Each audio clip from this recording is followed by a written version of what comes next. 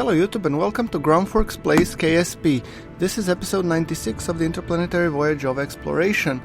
And in previous episode we have assembled and created, the Duna refueling station. We have created the Duna fuel tank carrier, and we have created and launched the Carbonite scanners to the orbit of Minmus and also the orbit around Duna.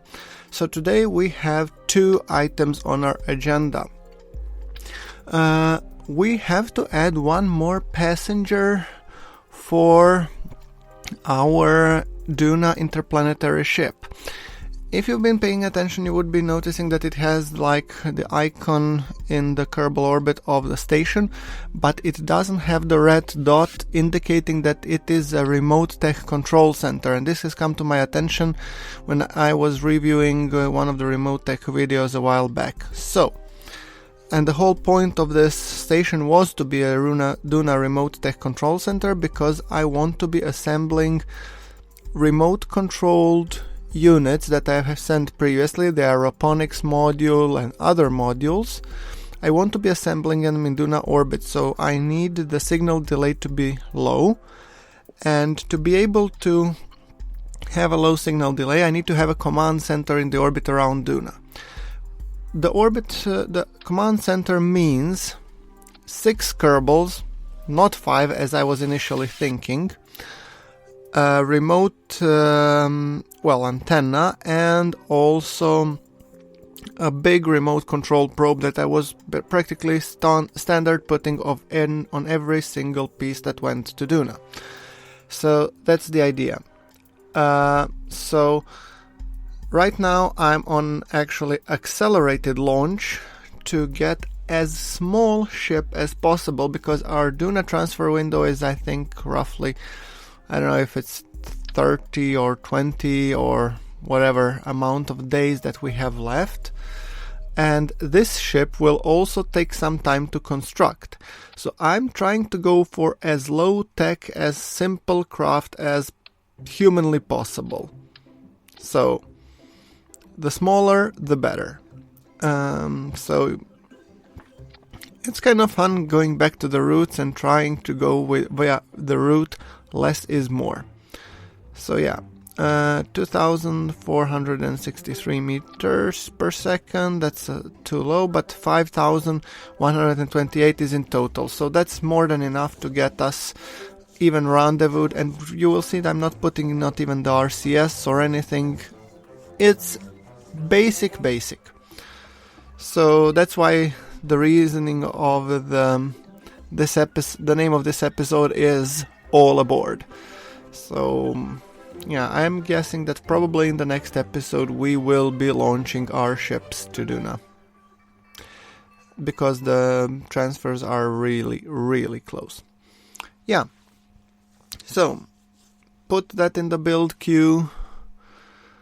And also, so yeah, Kerbin to Duna, oh, it's actually 8 days. Oh, it's even less than I expected. So yeah, we have 2 ships to launch today. One is the Orbital Transfer Mark 1, and the other one is the IP fuel tank transporter.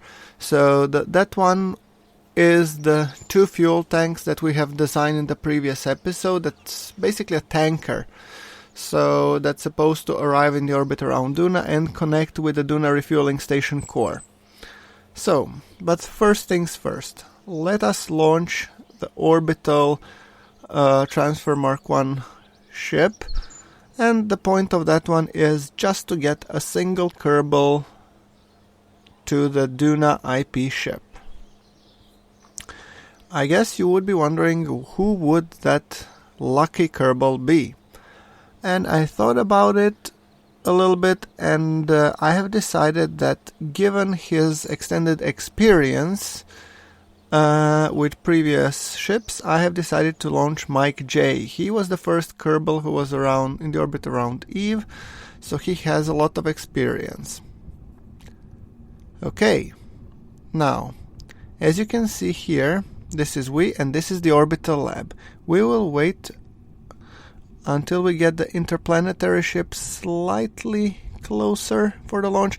And as you can see, it doesn't have the red icon that the KSC has at the moment.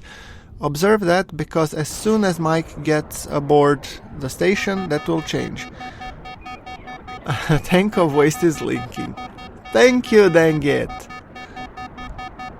Of course, I forgot one thing, that Mike J was the Kerbal that had the most failures ever recorded in my playthrough series. I'm really hope that this will not be the case when launching the Duna IP ship, because it's a big ass complex ship. I have no intention of repairing this capsule. It's just designed to get him over there, and so what if a little bit of waste is leaking? That just means that if he poops himself, that will go out in the space. We have plenty of space so that the poop can float around. Anyway,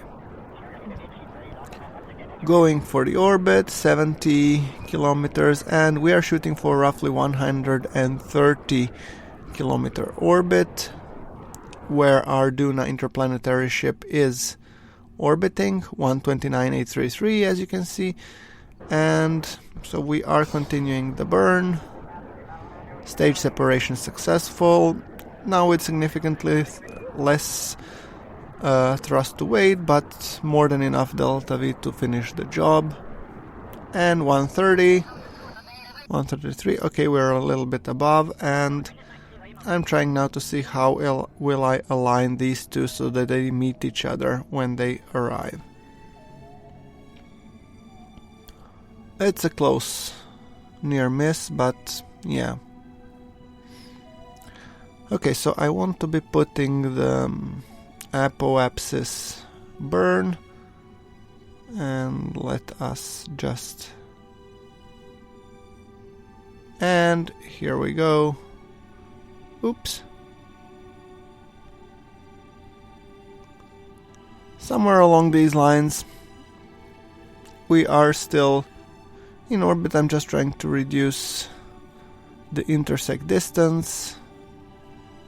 Should be pretty okay. 1123 meters per second. Sure, why not? And our burn is in 1 minute and 9 seconds, which means that it will last 1 minute 20 seconds, so I'll go probably down to, let's say, maybe 70 seconds. Or, yeah, 40 seconds, sorry.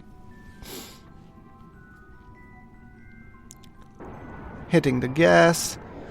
And Mike J, I don't know if you are happy, but I'm very happy that you're going here. You are the most senior expert when it comes to space handyman stuff, despite the fact that you are actually a pilot.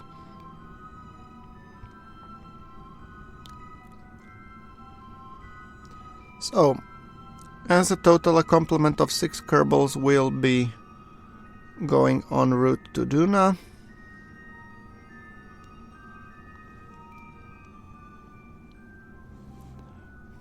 ...300 meters per second to burn.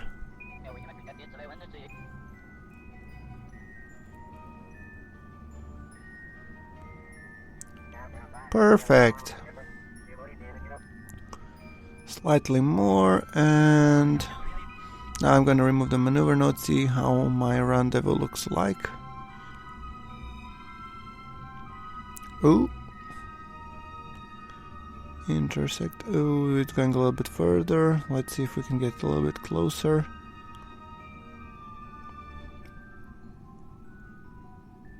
And 15. I'm just fiddling a little bit until I get some sort of a decent distance between them, but then again I figured I'll rather go for the second intersect. That one sounded way more promising actually, so let's see if we can nail that one instead. And I think here we go. 3.5 kilometers, that's good enough for me. So let's put a maneuver node here to mark when we actually want to be take controlling.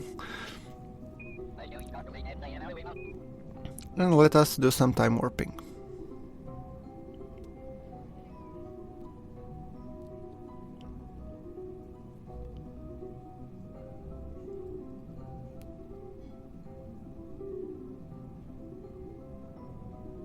Perfect. Okay, now it's time that we start the rendezvous dance. We will not be docking this time, so we don't need the docking alignment indicator, we just need to make sure that we rendezvous. So setting the target to the interplanetary ship and just making sure that my relative velocity is actually going to the Duna IP ship. So burning, and here we see it, 3.3 kilometers out. Our relative target velocity is 27 meters per second, which is more than sufficient to ensure that we have a rendezvous in 1 minute 40 seconds. We will be decelerating it the sooner we come, or the closer we come to it, but we're slightly coming in within the physics range. I'm expecting the physics bump, which just happened, and which means that after it we can just happily continue onwards. 2.2. I've slightly accelerated the video here because it took the time to load the ship, so I had to go 500 or 5 times time acceleration, or 6 even, just to be able to maintain a decent frame rate with respect to the Duna interplanetary ship. Okay, small adjustments in terms of alignment. I don't want to be heading exactly for it, but I still want to be coming close enough to it. So you can see in the background nicely lit Duna interplanetary ship. I'm just making sure that I still pack a decent velocity enough going towards it. 300 meters out, 200 meters out. Took a screenshot just for funsies, and 0.2 meters per second. I think this is good enough. Let's take Mike J, and you can actually EVA out to the ship. Hi, nice to have you aboard. Welcome. Oops. And come on. Board. Perfect. Screenshot, and now you can see the red dot on that ship as well.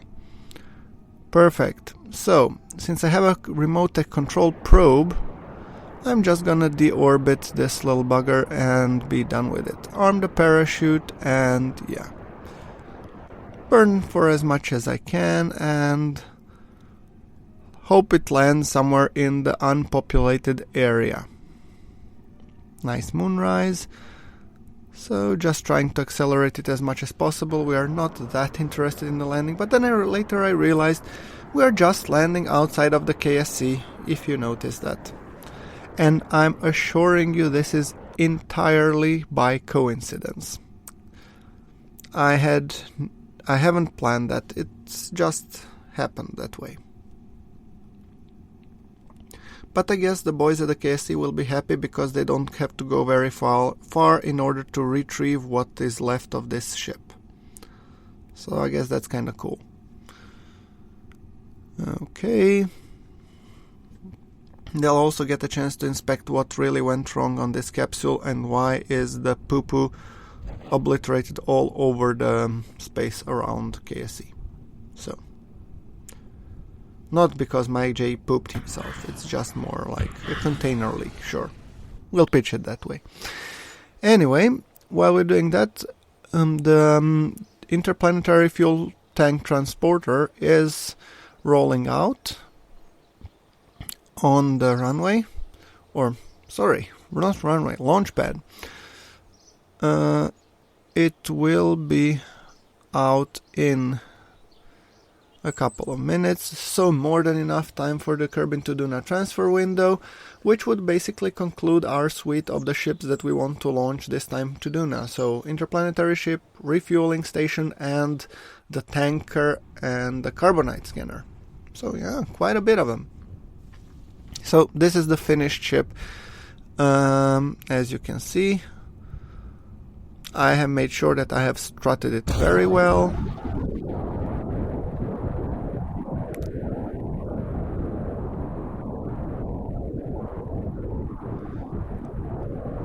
So, nothing really special here, just regular ascent profile. A little bit steeper just to make sure that we are aerodynamically stable, but then again I've put a heck of a lot fins at the bottom of the rocket just to ensure the stability. We are coming up on the first stage booster separation. We will be detaching the 4 boosters. Let's just see. Okay, apoapsis is 139. That should be enough. Let us just make sure that we do set the circularization. And once again, you can see the 2 red dots. This time the KSC is 1 and the other command center is the Duna IP ship. So I could, in theory, control this launch from either one of them. So let's activate the remote tech antenna. And let's angle our ship prograde.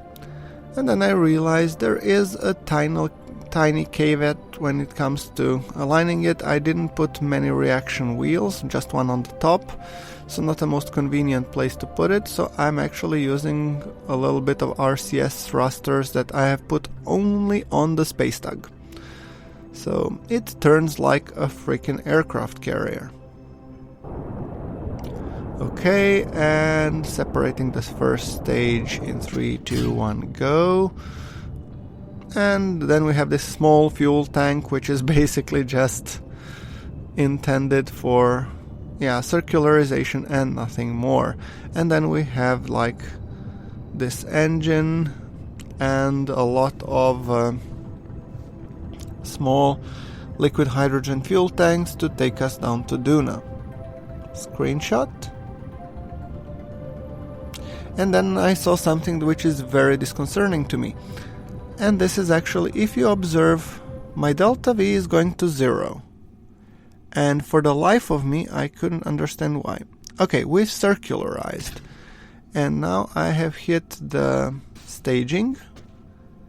And I tried to fire up the liquid hydrogen. It doesn't work. The liquid hydrogen is there. The nuclear engine is connected. So, in theory, everything is fine. The crossfeed is on, so I should be able to use the liquid hydrogen, but for some reason I'm not able to. Okay guys, I refuse to accept this as a status, so I'm pretty sure it's some bug at assembly of why the fuel doesn't flow to the engine. So I will once again recreate the launcher, and if I just detach and reattach the engine and it proves to be that is the problem, then I will I'll first destroy this, not the Carbonite scanner, but not the refueling station. Where is it? Yeah. I don't get it. I really don't.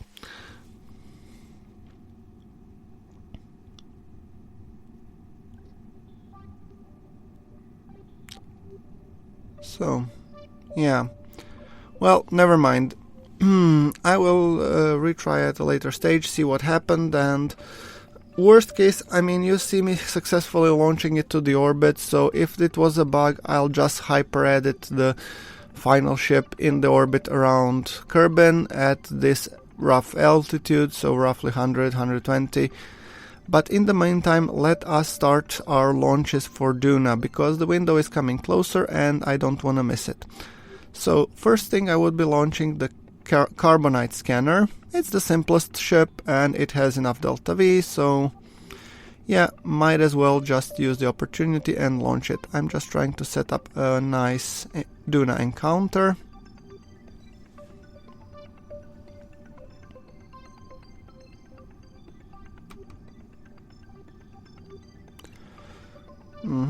Fiddling a little bit with the precise node, because that one is always fun. Okay, here. And at this point I'm pretty happy with the encounter. In the end I will fix it again later, and then again some reaction wheels there. It's a little bit slow and sluggish on this bigger rocket, but yeah, well, doesn't matter as long as I can steer that. Okay, and we have also some Delta V in the send stage, so some of the fuel we will actually use from there. It's 1063 versus 1000 and I believe 87, so we will use only a small fraction of the nuclear fuel, but yeah, why not? Okay, and let's kick in the gas.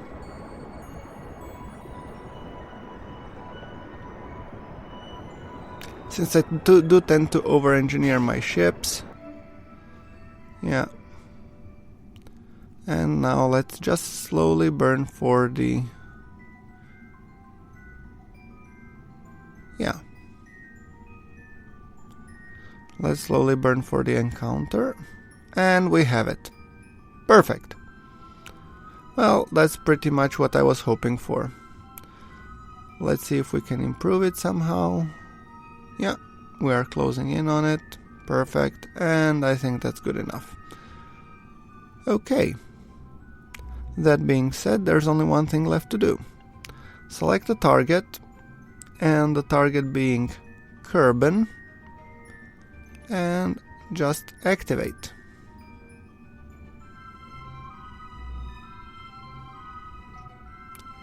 I think this should do pretty darn well. So eventually I should catch one of the satellites at least. Okay, next order of business. We have the refueling station. So the big bugger that we were thinking of sending. So as you can see, it's very similar design to the fuel tank that didn't work for some reason. So, and this one should be working swimmingly. So planning for the transfer burn for that one, slightly at accelerated pace, sorry about that. Setting up the transfer, and let's see, fiddling of course with a little bit of maneuver node, going earlier, going later. Come on, give me some sweet encounter, will ya?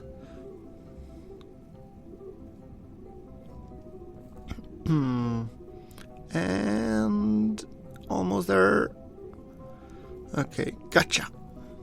So, perfect. Now just also fiddling a little bit with the maneuver node to ensure the decent transfer. Come on, higher, lower. Maybe if I go via the... Okay, yeah. Normal sets it right. Perfect.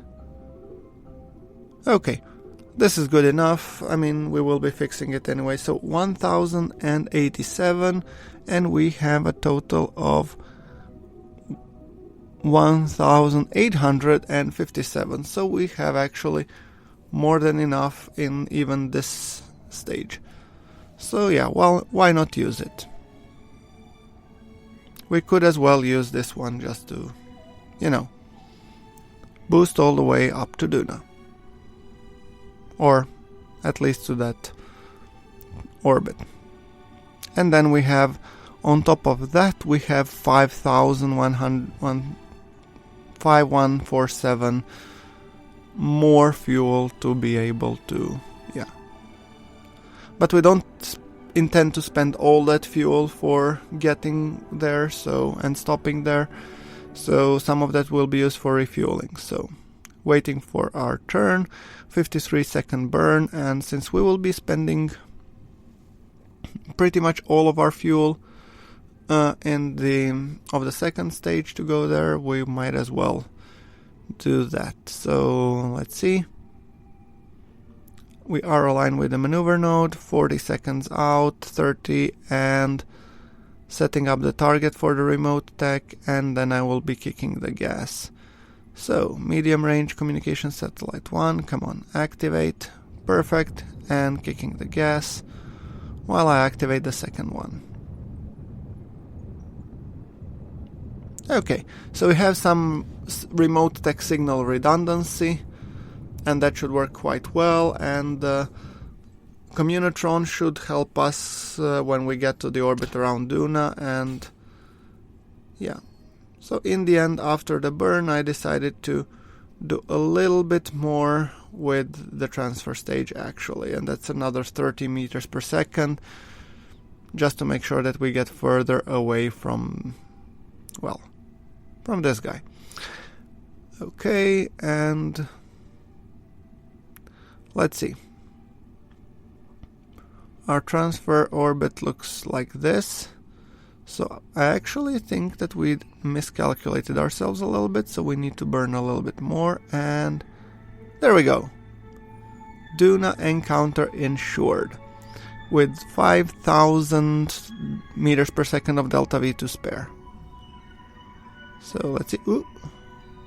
So going back a little bit on the RCS just to make sure that we are well aligned, and yeah, I'm actually pretty happy with that transfer.